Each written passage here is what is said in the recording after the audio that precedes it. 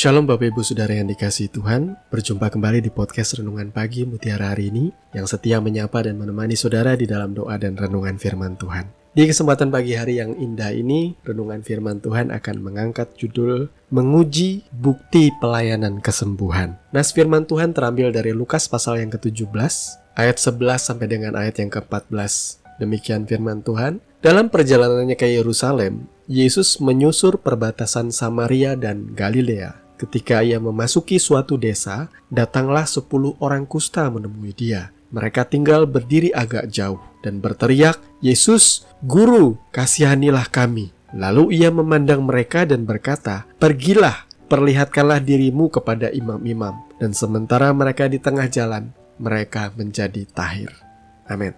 Judul renungan kita di pagi hari ini tidak lantas menyiratkan ketidakpercayaan saya terhadap yang namanya pelayanan kesembuhan. Saya percaya mujizat kesembuhan itu masih terjadi sampai hari ini. Karena Tuhan Yesus sendiri mengkonfirmasi hal ini. Ketika ia berkata tanda-tanda ini akan menyertai orang percaya. Mereka akan mengusir setan di dalam nama. Mereka akan meletakkan tangannya atas orang sakit dan orang itu akan sembuh. Jadi kuasa yang bekerja di dalam Yesus juga ada di dalam setiap kita orang percaya.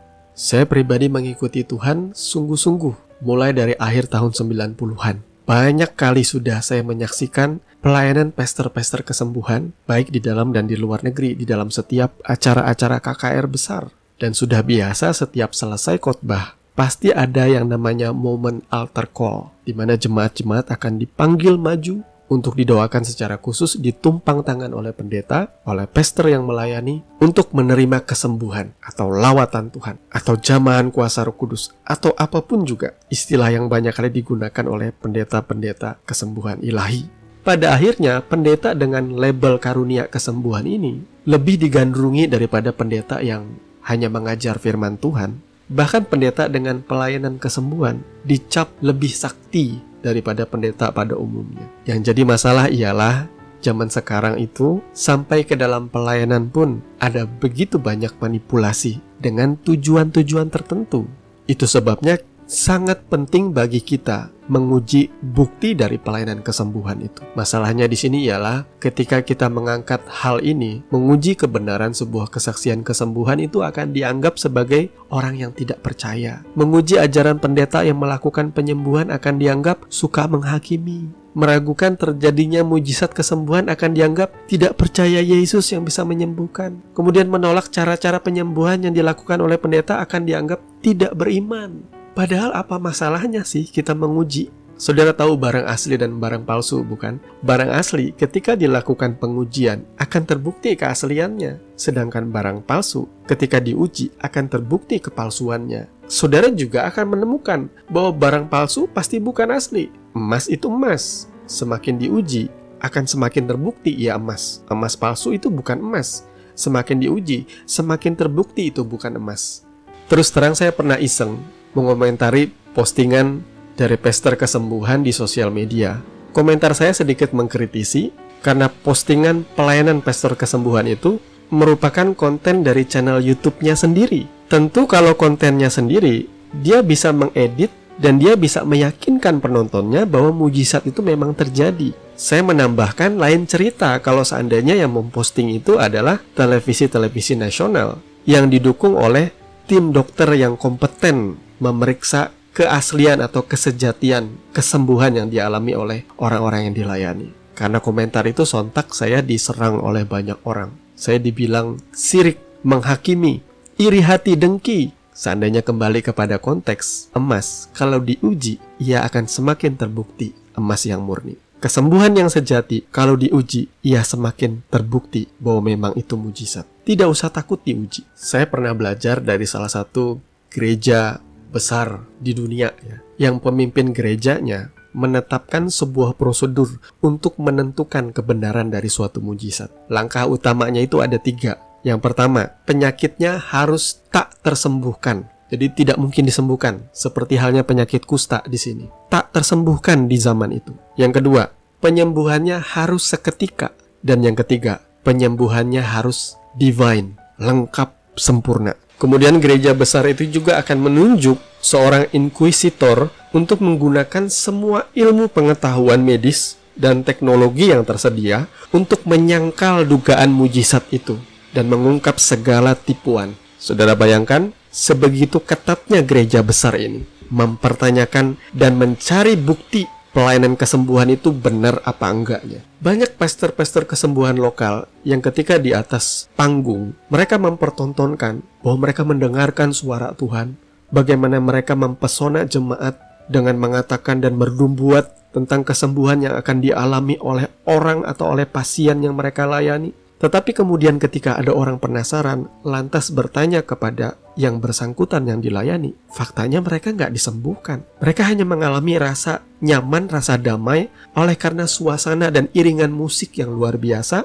Dan ketika mereka didorong oleh kata-kata motivasi dan ayat firman Tuhan, iman mereka bangkit, semangat mereka bangkit, adrenalin mereka naik. Di situ mereka merasa mereka dipulihkan. Tapi ketika mereka pulang ke rumah, tiba-tiba penyakit yang tadinya sudah sembuh, kambuh lagi, muncul lagi. Bahkan ada yang semakin parah. Yang seremnya ada gereja yang berkata kalau tidak disembuhkan Tuhan, maka masih belum punya iman yang benar kepada Tuhan. Sehingga ada seorang bapak yang mengalami kecelakaan, dia menolak dioperasi karena ia ingin dan ia percaya disembuhkan Tuhan. Akhirnya cedera patah kaki akibat kecelakaan itu, mulai mengalami infeksi, semakin hari semakin memburuk sampai akhirnya bapak ini meninggal dunia. So, hamba-hamba Tuhan yang melayani pelayanan kesembuhan dan mengklaim diri sebagai pastor kesembuhan, ingatlah ini. Mungkin ada banyak jemaat yang saudara layani saat ini kecewa ketika engkau mengatakan mereka akan sembuh minggu depan, tanggal sekian, bulan depan,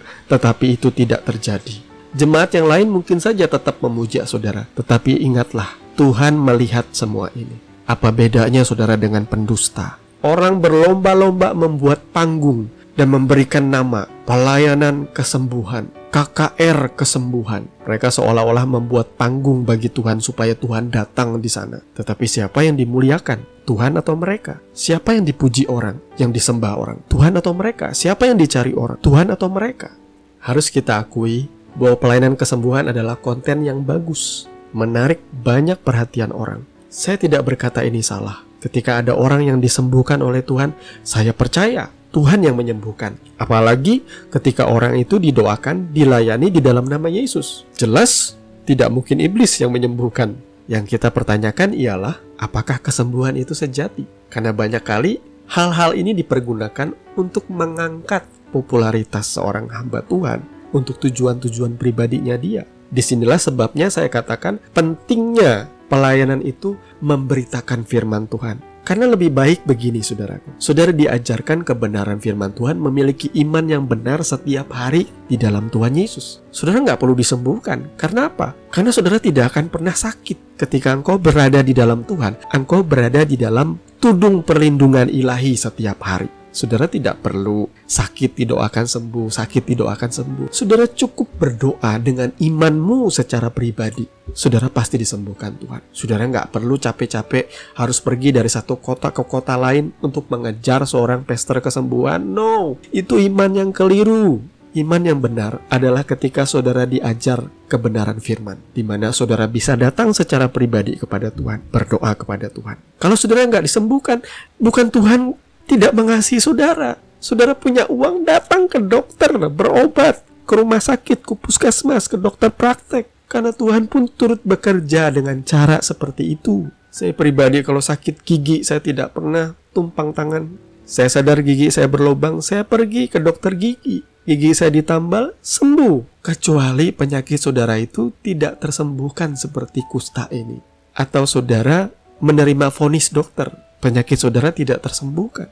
Kalau saudara cuma pilek, demam, pusing-pusing, minta tumpang tangan pendeta, di mana imanmu, saudara? Mujizat Tuhan tetap terjadi sampai hari ini. Kuasa Tuhan tetap bekerja sampai hari ini. Tetapi ada hal yang jauh lebih penting daripada itu. Mari saudara secara pribadi bertumbuh di dalam kebenaran firman Tuhan. Diajar dengan benar. Saya rindu saudara boleh mengalami kasih dan kuasa Kristus secara pribadi di dalam kehidupan saudara. Tuhan memberkati firman-Nya. Mari kita berdoa. Bapa, di dalam nama Tuhan Yesus, terima kasih untuk kebenaran firman-Mu di pagi hari ini yang mengajarkan kami, agar kami hidup di dalam kebenaran firman-Mu dengan sungguh. Berkati hamba-hamba Tuhan yang melayani, agar setiap hamba-hamba Tuhan pun memiliki motivasi yang benar di hadapan-Mu Tuhan. Mereka betul-betul menjalankan tugas pelayanan dan pemberitaan Injil-Nya dengan penuh tanggung jawab, dengan penuh kejujuran, keikhlasan. Terpujilah nama-Mu, di dalam nama Tuhan Yesus kami berdoa. Amin. Bapak Ibu Saudara yang dikasihi Tuhan, kami percaya kebenaran firman Tuhan boleh menjadi dasar dan kekuatan di dalam setiap kehidupan kita. Sampai bertemu lagi di podcast Renungan Pagi Mutiara hari ini yang berikutnya. Kasih karunia menyertai saudara sekalian. Shalom.